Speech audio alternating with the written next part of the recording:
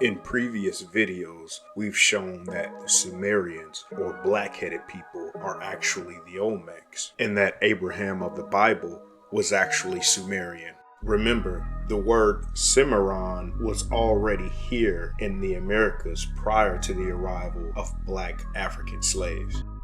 According to Sir Francis Drake, an early English explorer, he allied himself with Cimarrons from Peru and Panama. These Cimarrons, as he referred to them, would aid him on raids against the Spanish. As you can see, the gatekeepers attempt to correct Sir Francis Drake on the spelling of the word Cimarron. Clearly, he meant to spell it this way. And one important thing to know about Sir Francis Drake was prior to him navigating the seas, he was a slave catcher. So as a slaver, he would have been very well aware of an African presence, and he would have called these people Africans as opposed to Cimarrons. We know the word Cimarron was adopted from the Arawak word Cimarron. The word savage can easily replace the word Cimarron in Spanish. It means wild, untamed, or unruly. So the Aboriginal black people of the Great Dismal Swamp are referred to as Seminoles, or wild ones.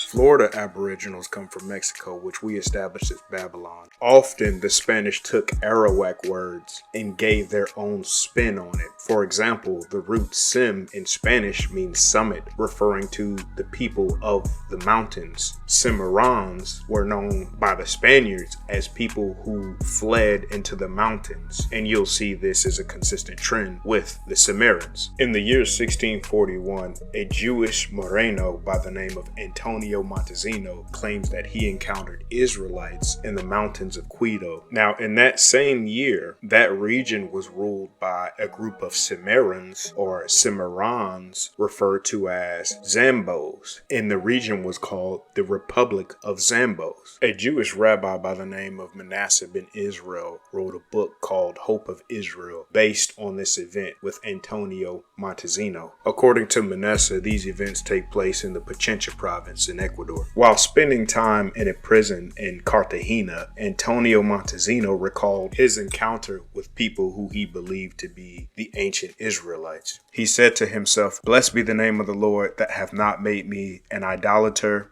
a barbarian, a blackamoor, or an Indian." The irony in that statement is that they are all the same thing. But as he named Indian, he was angry with himself and said, "The Hebrews are Indian." While traveling in the wild mountains of Quito, he had heard some of his Indian guys remark that the natives of the country deserved all the suffering they had undergone at the hands of the Spanish. When he asked them to explain why they thought such a thing, they had replied mysteriously that it was because we so badly treated a holy people, the greatest in the world. Nothing more had been offered by them. So once again, you're going to find out that the people that these natives mistreated are the Cimarrons that are in the mountains during this time, right? These are the savages that were mentioned in the Jewish Encyclopedia. Remember, savage is code word for Cimarron, right? It's synonymous. So let's read more on this account. But later in the same conversation, Francisco, one of the Indian guides, had declared that his countrymen would be avenged upon the Spaniards in time anyway,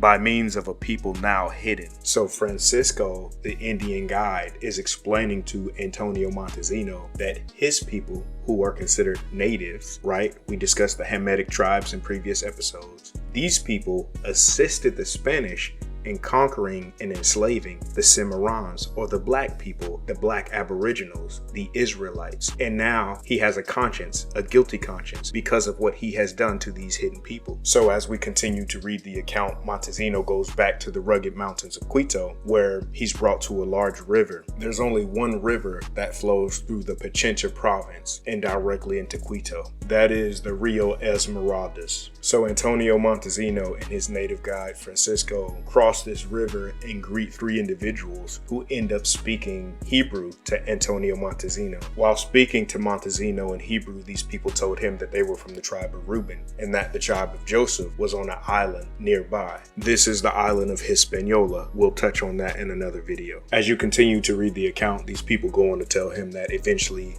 they will be redeemed and saved by the Creator, and they will be the first of the people instead of the last. Now, everybody has seen the very popular image of the three noblemen from Ecuador. These men ruled over most of Ecuador during the time that Antonio Montesino explored the region. They were specifically known to inhabit the highlands of Esmeraldas, or Quito. Remember, according to Montesino, the savages that he met, right, the wild ones he met, were living in the mountains. Remember, the etymology of the word Cimarron means wild people of the mountains, right? Or mountain fugitives. As you can see on the screen, over 100,000 Cimarrons dominated the region from northern Menasseh in Ecuador to what is now Barbacoas, Colombia. The Afro-Ecuadorians are Cimmerians or Cimarrons or Israelites. In the first episode of King Under the Mountain, I showed you that the Inca were a remnant of Israelites left in the land after the Babylonian captivity. The Hamitic Quechuans like Francisco, the native guide, referred to these people as Inca.